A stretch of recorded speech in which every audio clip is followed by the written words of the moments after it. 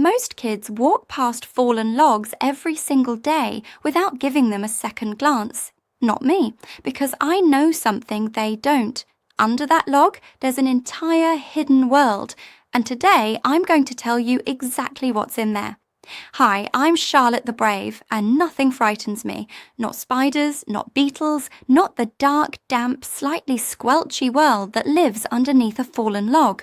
In fact, that's exactly where I love to investigate. Because if you want to find the most fascinating creatures in your local park or garden, you don't need to travel far. You just need to be brave enough to look underneath things.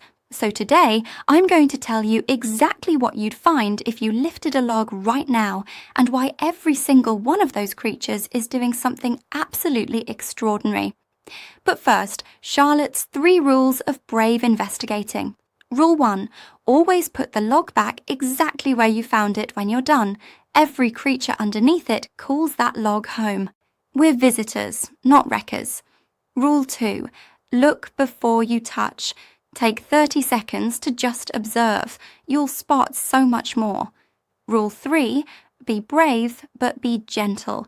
The creatures under here are tiny. They need us to be careful. Got it? Good. Let's go.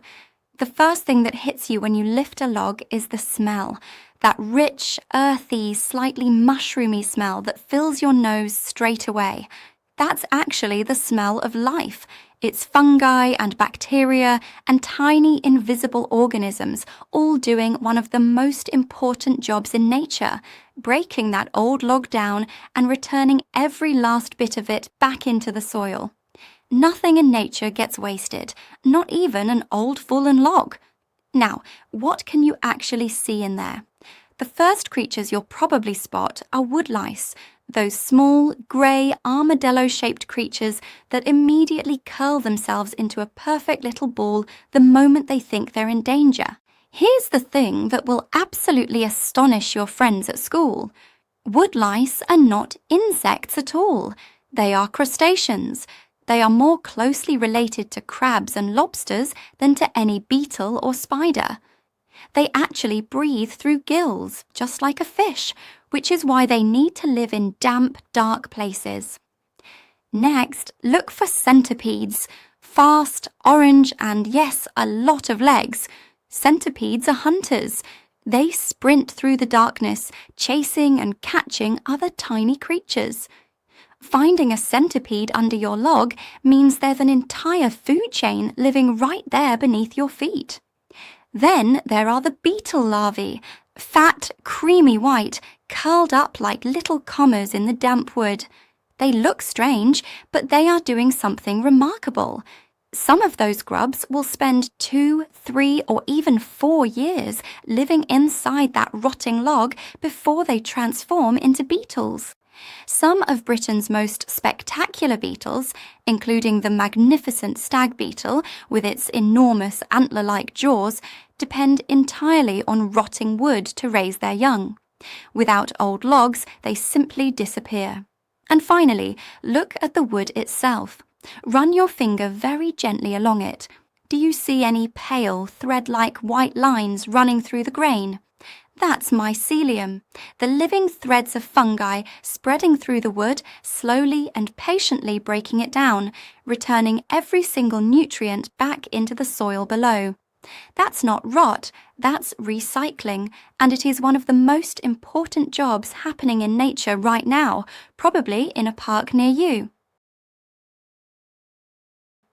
Here's your Charlotte the Brave challenge for this week. Find a fallen log in your garden, your local park, or your school grounds. Carefully lift one end, just one end, so you don't disturb everything at once.